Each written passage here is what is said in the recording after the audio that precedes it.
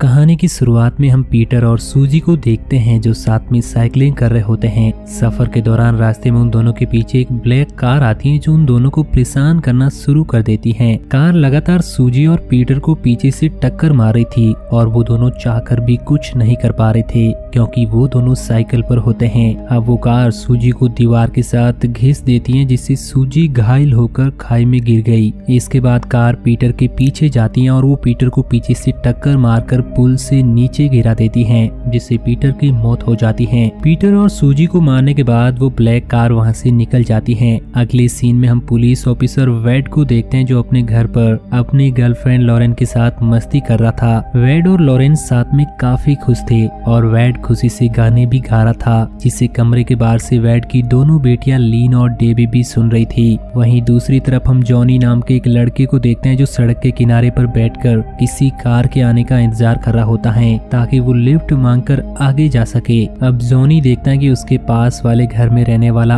Amos अपनी wife Bertha को पीट रहा था और उसे पीटते पीटते घर से बाहर ले आया था। जॉनी ने जब अमोस को ऐसा करने से रोकने की कोशिश की तो अमोस जॉनी के ऊपर ही गुस्सा होने लगा जिसकी वजह से जॉनी चुप हो जाता है। अब जॉनी देखता है कि सामने एक तेज स्पीड से कार आ रही थी। जॉनी उस कार को सामने से आता देखकर हाथ हिलाकर उसे लिफ्ट मांगता है लेकिन वो कार तेजी से जॉनी की तरफ ही आना शुरू कर देती है मगर समय रहते ही जॉनी उस जगह से हट जाता है जिससे कार जॉनी को टक्कर नहीं मार पाती और जॉनी की जान बच जाती है। जॉनी ये देखकर गुस्से से उस कार को गाली देना शुरू कर देता है। जॉनी की गालियां सुनने के बाद वो कार रुक जाती है और रिवर्स में तेजी से पीछे आकर जॉनी को टक्कर मार देती है। इसके बाद वो कई बार जॉनी के ऊपर से गुजरती है जिससे मौके पर ही जॉनी की मौत हो जाती है। जॉनी को मारने के बाद वो ब्लैक कार वहां से निकल जाती है लेकिन ये सब अमोश ने अपनी आंखों से देख लिया था।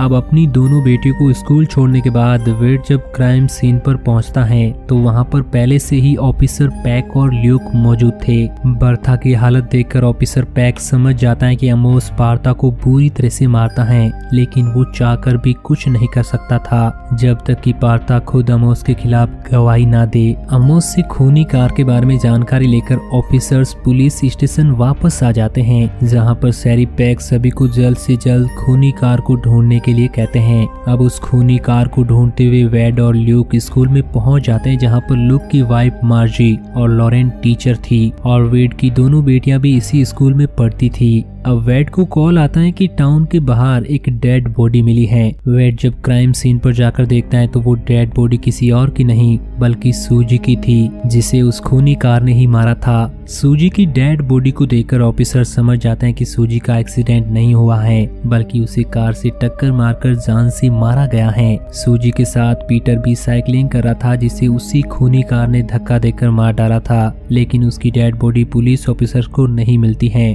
क्योंकि वो ब्रिज के नीचे थी। अब क्योंकि ल्यूक पहले से ही पीटर को जानता था इसलिए वो शेरिफ को बताता है कि पीटर ऐसा कभी भी नहीं कर सकता है। शायद सूजी को किसी और ने नहीं बल्कि उसी खूनी कार ने ही मारा है। ऑफिसर्स को लगता है कि ब्लैक कार के अंदर कोई साइको खूनी मौजूद है जो लोगों को जान से मार रहा है इसलिए वो किसी भी तरह उस खूनी को पकड़ने का प्लान बनाते हैं। वो पूरे टाउन को ब्लॉक करके उस खूनी कार को पकड़ना चाहते थे। बर्था और अमोस भी पुलिस स्टेशन में आए हुए थे क्योंकि अमोस ने एक बार फिर से बर्था को पीटा था। सैरी पैक बर्था को समझाते हैं कि वो अमोस के खिलाफ गवाही दे और चार्जेस लगवाए लेकिन बर्था ऐसा करने के लिए राजी नहीं होती है और अमोस के साथ अपने घर वापस चली जाती है।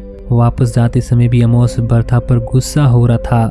अब यहाँ पर हमें ये भी पता चलता है कि सैरी पैक को बर्था की चिंता इसलिए हो रही थी क्योंकि वो दोनों कभी रिलेशन में थे इसलिए सैरी पैक स्टेशन से बाहर आकर बर्था और एमोस को वापस जाते हुए देख रहे थे। अब एमोस बर्था को घर जाने देता है क्योंकि वो खुद दारू पीना चाहता था। अब वहीं सामने अंधेरे में खूनी कार अमोस का ही इंतजार कर रही थी और जैसे ही वो सड़क पर अमोस को अकेला देखती है तो वो अमोस को मारने के लिए तेजी से उसकी तरफ बढ़ने लगती है। अमोस ने पहले ही खूनी कार को देख लिया था इसलिए वो रोड की साइड में कूदकर अपनी जान बचा लेता है लेकिन खूनी कार सामने सड़क पर खड़ी सैरी पैक को टक्कर मारकर वहां से निकल जाती है। खूनी कार के उस टक्कर से सैरी पैक की मौके पर ही मौत हो जाती है। सैरी पैक की मौत के बाद ऑफिसर वैड पुलिस स्टेशन का नया इंचार्ज बन जाता है। वैड अब अमोस से पूछताछ करता है तो उसे पता चलता है कि सैरी पैक को मारने वाली खूनी कार वही कार है जिसने जॉनी को कुचलकर मारा था। अब पुलिस स्टेशन में एक लेडी आती है जो अपनी भाषा में वैड को कुछ बताना चाहती थी। इंस्पेक्टर चैस उस लेडी की लैंग्वेज को ट्रांसलेट कर रहा था। वैड को उस लेडी से पता चलता है कि टाउन में कुछ बुरी शक्तियां आ गई हैं, इसलिए अब वो अपनी फैमिली के साथ टाउन से बाहर जाना चाहती हैं। खूनी कार को पकड़ने के लिए वैड सारे ऑफिसर्स को काम पर लगा देता है क्योंकि वो किसी भी तरह उस खूनी कार को पकड़ना चाहते थे। वैड को पता चलता है कि आज स्कूल के बच्चों का परेड भी है, इसलिए वैड ऑफिसर डाल्टन को वहां से निगरानी करने के लिए भेजता है ताकि स्कूल का परेड अच्छे से हो जाए। अब एक लेडी ऑफिसर से वैड को पता चलता है कि पिछली रात जो उस लेडी ने वैड को बताया था उसे ऑफिसर चैस ने अच्छे से ट्रांसलेट करके नहीं बताया था। लेडी ऑफिसर वैड को बताती है कि उस लेडी ने कहा था कि शरीफ को मारने वाली कार के अंदर कोई भी ड्राइवर मौजूद नहीं है। वैड ये सुनकर पूरी तरह से हैरान था। खूनी कार के बारे में ये जानकर वैड किसी भी तरह स्कूल के परेड को बंद करवाने के लिए कहता है, लेकिन अब ऐसा नहीं हो सकता था क्योंकि इस दौरान उन्हें एक और डेड बॉडी के बारे में पता चलता है जिसकी वजह से उन्हें क्राइम सीन पर जाना पड़ता है। ये डेड बॉडी किसी और की नहीं बल्कि पीटर की थी जिसे खूनी कार ने पीछे से धक्का देकर ब्रिज के नीचे गिरा दिया था। वहीं दूसरी तरफ टाउन के हर एक रोड पर पुलिस ऑफिसर्स खड़े होकर खूनी कार को पकड़ने का प्लान बना रहे थे, लेकिन वो खूनी कार को पकड़ने में असफल थे क्योंकि वो खूनी कार किसी रोड पर नहीं बल्कि बंजर और सुनसान मैदान में चल रही थी। अब खूनी कार देखते ही देखते उस जगह पर पहुंच जाती है जहां पर स्कूल के बच्चों का परेड चल रहा था। खूनी कार के वहां आने की वजह से तेज हवाएं चलना शुरू हो गई थी जिसकी वजह से उड़ने वाली रेत के घोड़े बेकाबू होना शुरू हो गए थे। ऑफिसर डाल्टन ने खूनी कार को वहां देख लिया था, इसलिए वो टीचर और बच्चों को जल्द से जल्द पहाड़ी पर चढ़ने के लिए बोलते हैं और वो खुद खूनी कार को रोकने की कोशिश करने लगते हैं। इस दौरान ऑफिसर डाल्टन बेकाबू घोड़ों के बीच में आने की वजह से कुचलकर मारे जाते हैं। ऑफिसर डाल्टन के मरने से बहुत सारे लोग बुरी तरह से डर गए थे और अपनी जान बचाकर इधर उधर भाग रहे थे, जिसकी वजह से वहां पर भगदड़ मच जाती है। अब खूनी कार एक बच्चे और लेडी को मारने के लिए तेजी से उनकी तरफ बढ़ रही थी, लेकिन इससे पहले कि वो उन दोनों को मारती, घुड़सवार वहां पर आकर कार का ध्यान भटकाने में कामयाब हो जाते हैं, जिसकी वजह से वो खूनी कार बच्चे को छोड़कर उस घुड़सवार का पीछा करने लगती है। घुड़सवार खूनी कार को ज्यादा समय तक रोककर नहीं रख सकते थे और खूनी कार एक एक करके घुड़सवारों को भी मारना शुरू कर देती है। घुड़सवारों को मारने के बाद अब वो कार बच्चों को मारने के लिए उनकी तरफ बढ़ना शुरू कर देती है। लॉरेन किसी तरह सारे बच्चों को लेकर जल्दी से पास के ग्रेवयार्ड में आ जाती है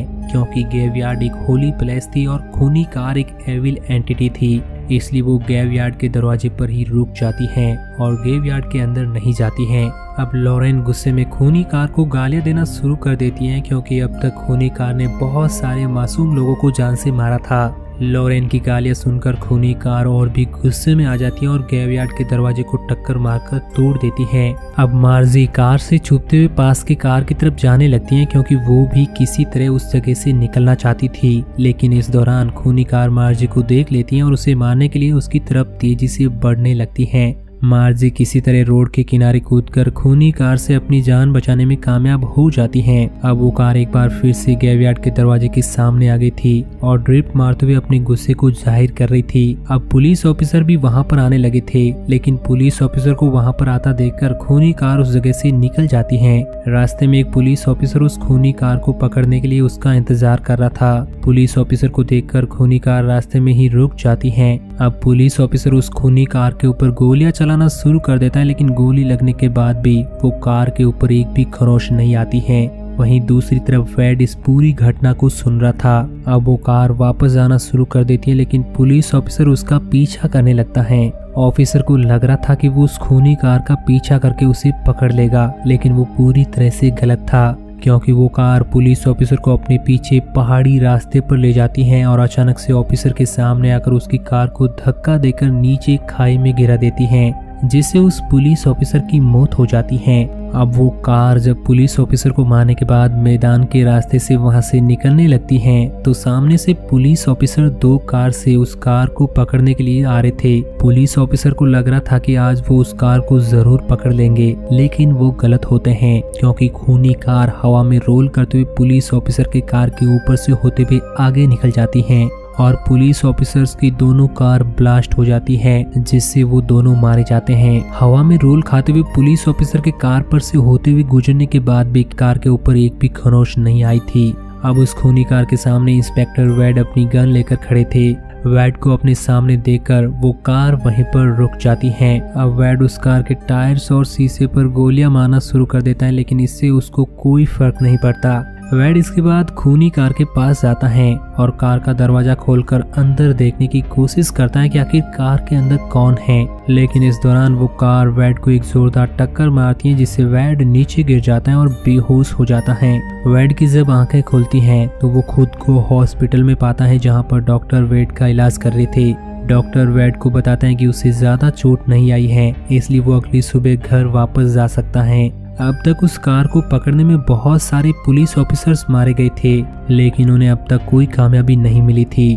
बचे हुए पुलिस ऑफिसर्स भी अब डरे हुए थे क्योंकि उस खूनी कार को पकड़ना काफी मुश्किल लग रहा था। वैड के घर पर उसकी बेटियों के साथ मार्जी थी जो उनकी देखभाल कर रही थी, लेकिन अब लॉरेन वहां जाने वाली थी। लॉरेन सबसे पहले अपने घर को जरूरी सामान लेने के लिए जाती हैं। ऑफिसर चेस लॉरेन को उसके घर तक छोड़ने जाता है। रास्ते में उन्हें उस लेडी का घर दिखाई देता है जो अपनी फैमिली के साथ टाउन से बाहर जाने की बात कर रही थी, लेकिन वो अब तक टाउन में ही थी। लॉरेन को उसके घर छोड़ने के बाद चेस वहां से निकल जाता है क्योंकि उसे उस लेडी की चिंता हो रही थी जिसने टाउन से बाहर जाने की बात कही थी। अब वो खूनी कार लॉरेंस की तरफ बढ़ना शुरू कर देती है, जिसकी वजह से तेज हवाएं चलने लगी थी। लॉरेन इस समय घर में अकेली थी, इसलिए उसे डर लग रहा था। लॉरेन वैड को कॉल करके बताते हैं कि मुझे डर लग रहा है, लेकिन अगले ही पल खूनी कार खिड़की को तोड़ते हुए घर के अंदर आ जाती है और लॉरेन को टक्कर मारकर वहां से निकल जाती है। इस दौरान मौके पर ही लॉरेन की भी मौत हो जाती है। कार ने लॉरेन को उसके घर में घुसकर इसलिए मारा था क्योंकि ग्रेवयार्ड में लॉरेन ने किलर कार को गालियां दी थी। अब पुलिस ऑफिसर्स वैड के साथ लॉरेन के घर पर पहुंच जाते हैं, जो कार के घर के अंदर आकर लॉरेन को मारने की इस घटना को देखकर पूरी तरह से हैरान थे। वैड लॉरेन की मौत से पूरी तरह से टूट चुका था। ल्यूक वैड को समझाता है कि ये कार कोई नॉर्मल कार नहीं बल्कि एक हॉन्टेड कार है। वैड ल्यूक की बातों पर ज्यादा ध्यान नहीं देता है क्योंकि उसे समझ में नहीं आ रहा था कि आखिर कोई कार बिना ड्राइवर के कैसे चल सकती है। अब वैड अपने साथियों के साथ मिलकर उस कार को खत्म करने का प्लान बनाता है। वैड अमोस की डायनामाइट की मदद से किलर कार को पत्थरों के नीचे दबाने का फैसला करता है ताकि उसे हमेशा के लिए खत्म किया जा सके। प्लान के मुताबिक वैड कार को अपने पीछे उलझा कर रखेगा और इस दौरान उसके साथी अमोस के डायनामाइट को चट्टान में लगाएंगे। इस दौरान उनके पास सिर्फ 2 घंटे का समय होता है जिसमें वैड के साथियों को डायनामाइट फिक्स करना होगा। वैड इसके बाद अपने घर आ जाता है जहां पर मार्जी बच्चों का ध्यान रख रही थी। वैड इसके बाद अपनी कार लेने के लिए गैराज में आ जाता है, जहां पर वो ये देखकर पूरी तरह से हैरान था कि गैराज में वो कार पहले से ही मौजूद थी और वैड के आने का इंतजार कर रही थी। वैड जैसे ही खूनी कार से नजर हटाता है, वो कार वैड को मारने के लिए उसकी तरफ आगे बढ़ती है। वो कार वैड को मारना चाहती थी, लेकिन वैड कार के हमले से बचते हुए उसकी तरफ ही देख रहा था। इसके बाद वो कार गैराज में धुआं भरना शुरू कर देती है और तेज आवाज करके वैड को परेशान करने लगती है। कार की आवाज इतनी ज्यादा थी कि गैराज की खिड़कियों के कांच भी टूटने लगे थे। अब वैड इस सिचुएशन में ज्यादा देर तक सरवाइव नहीं कर सकता था, इसलिए वो किसी तरह कार के ऊपर से होते हुए खिड़की से बाहर कूद जाता है और अपनी बाइक लेकर वहां से निकल जाता है। खूनी कार ये सब देखकर वैड का पीछा करने लगती है। अब कार लगातार वैड का पीछा कर रही थी, लेकिन इस दौरान वो अचानक से रोड से नीचे उतर जाती है क्योंकि अब वो उस ट्रक को ब्लास्ट करना चाहती थी जिसमें ऑफिसर्स डायनामाइट लेकर जा रहे थे। वो खूनी कार इसके बाद ट्रक में टक्कर मारकर ट्रक का एक्सीडेंट करने की कोशिश करने लगती है, लेकिन इसका कोई भी फायदा नहीं होता है क्योंकि ऑफिसर्स ने ट्रक को साइड में रोककर खूनी कार के प्लान को खत्म कर दिया था। अब वैड भी वहां पर आ जाता है जो खूनी कार को अपने पीछे आने देता है। अब वो कार वैड को मारने के लिए लगातार उसका पीछा कर रही थी और वैड उस कार को अपने पीछे लगाकर उसे उस जगह पर ले जाता है जहां पर उसके साथियों ने पहले से ही डायनामाइट बिछा कर रखा था। हालांकि अभी तक पूरी डायनामाइट नहीं लग पाए थे क्योंकि बाकी के डायनामाइट ऑफिसर्स लेकर जा रहे थे। ऑफिसर्स के डायनामाइट लेकर लोकेशन पर पहुंचने के बाद काम और भी तेजी से होने लगता है। वैड कार का ध्यान भटकाने के लिए उसे अपने पीछे लगाए रखता है और कार को गोल गोल घुमा रहा था। वैड ज्यादा देर तक ऐसा नहीं कर सकता था, इसलिए वो मौका देकर रस्से की मदद से ऊपर पहाड़ी पर चढ़ने की कोशिश करने लगता है। कार ये देखकर पहाड़ी के ऊपर टक्कर मारना शुरू कर देती है, लेकिन जल्द ही कार को पता चल जाता है कि वो इस तरह पहाड़ में टक्कर मारकर कुछ नहीं कर सकती है, इसलिए वो पहाड़ी के ऊपर चढ़ना शुरू कर देती है। वहीं दूसरी तरफ अब वैड भी पहाड़ी के ऊपर चढ़ गया था जहां पर उसके साथी पहले से ही मौजूद थे। वैड और ल्यूक मिलकर कार को अपने ऊपर हमला करने देते हैं। अब कार तेजी से वैड और ल्यूक को मारने के लिए उनकी तरफ बढ़ना शुरू कर देती है, लेकिन जैसे ही वो उन्हें मारने के लिए उनके पास पहुंचती हैं तो वो दोनों साइड हट जाते हैं, जिससे वो कार नीचे खाई में गिर जाती है और उस कार के खाई में गिरते ही वैड के साथी वहां पर बिछाई गई डायनामाइट को ब्लास्ट कर देते हैं, जिससे वो कार जलकर खत्म हो जाती है। उस कार के जलने की आग में वैड और उसके साथियों को एक शैतान का चेहरा दिखाई दे रहा था क्योंकि वो कार श्रापित थी और उसके ऊपर काली शक्तियों का साया था। अगले सीन में हम उसी कार को लॉस एंजलिस में चलते हुए देखते हैं, जिसका मतलब था कि वो कार अब भी सुरक्षित है। और इसी के साथ ये मूवी यहीं पर खत्म हो जाती है। तो दोस्तों, आपको ये कहानी कैसी लगी नीचे कमेंट करके जरूर बताना और इसी तरह की कहानियों के डेली डोज के लिए हमारे चैनल को सब्सक्राइब जरूर करना। मैं मिलता हूँ आपसे किसी नए दिन नई कहानी के साथ।